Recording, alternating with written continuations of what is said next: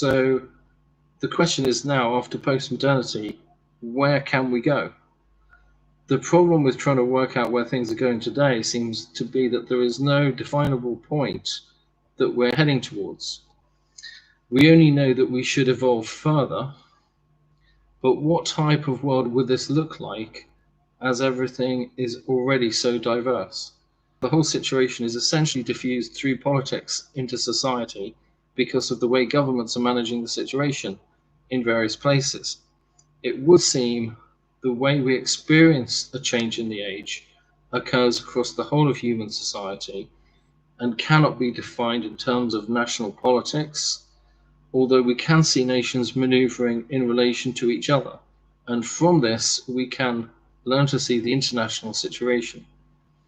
Currently, while the West has continued to progress via the capitalist system, which has developed during the time of the European world economy, which spread into the Americas, while in the East, China is expanding southwards into the seas of the southern hemisphere, according to the string of pearls theory, in which they are building a series of ports all the way around the coast of Asia to Africa to develop strategic trade routes and counterbalance US influence globally, not only by competing for trade with developed nations and building roads across Europe and even into Britain through the creation of trade routes and business deals. They're also investing in many countries the West has found hard to reach economically and create development in.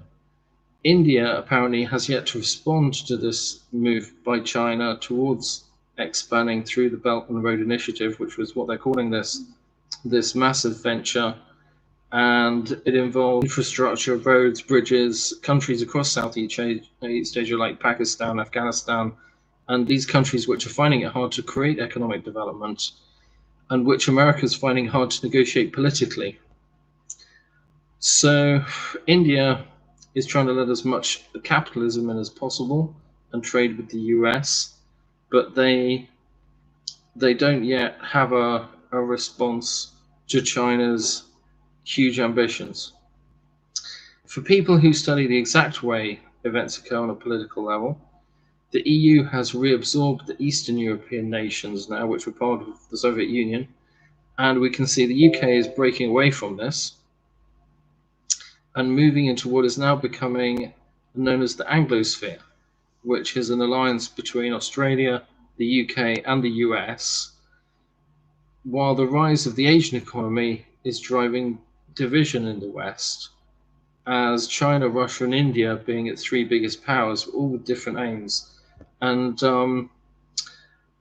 the Americas seems to be now closer to Britain politically than even maybe Europe was even 10 years ago.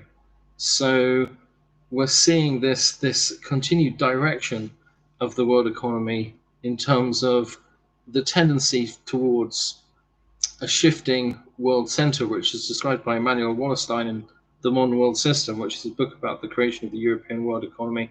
And now we're seeing the rise of the Asian economy. It seems that the world center has shifted even through the Americas from Europe, and through that period of polarization between communism and capitalism.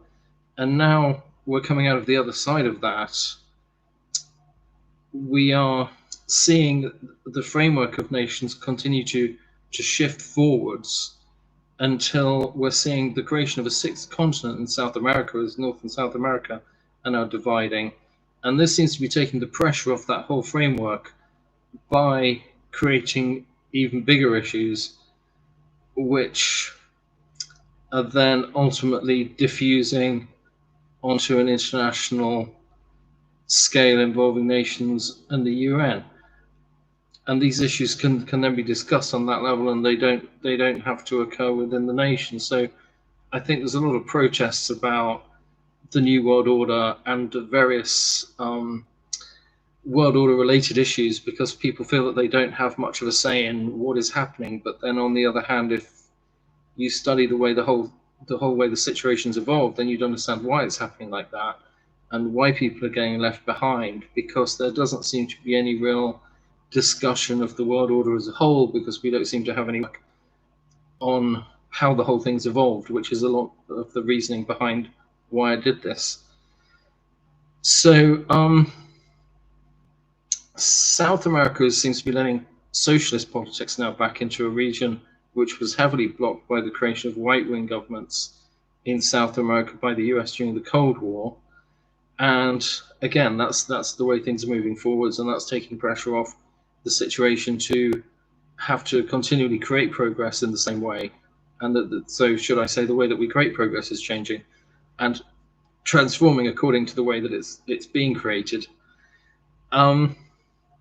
So we can still see how the world works in a similar way to the Cold War, but it's just one step forward.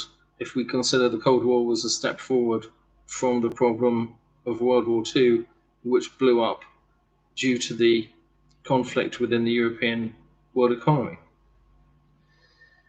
As I've described in previous videos, most of the management of the world situation is being done by governments and business who've already designed their policies according to the way the world works now. So that's another reason why we're getting very little debate within society about the whole situation, because of the level that these policies are designed on.